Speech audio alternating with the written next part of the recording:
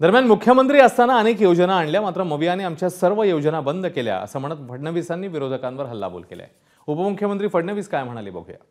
आपलं सरकार तर तुम्हाला माहिती आहे, आपलं सरकार जे आहे ते देना बँक सरकार आहे, ते देत असतं, लेना बँकवालं सरकार नाही आहे।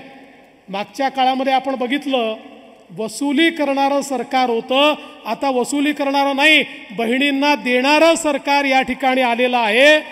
आणि म्हणून आज आपण ठरवलं की इथपासनं सुरुवात पुण्यापासनं करायची, पण पुण्यापासनं सुरुवात जरी औपचारिक आपण केली तरी माननीय मुख्यमंत्र्यांनी सांगितलं पैसे क्रेडिट करणं सुरू करा।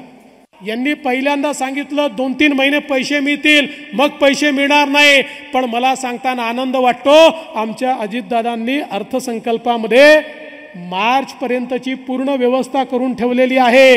आणि तुम्ही आम्हाला पुन्हा आशीर्वाद दिला की पुन्हा पुढच्या मार्च पर्यंत 25 पर्यंतची 26 पर्यंतची व्यवस्था, मग 27 पर्यंतची व्यवस्था। खरं म्हणजे आपल्याला बजेटमध्ये एका वर्षाचेच पैसे ठेवता येतात, म्हणून एका वर्षाचे ठेवले।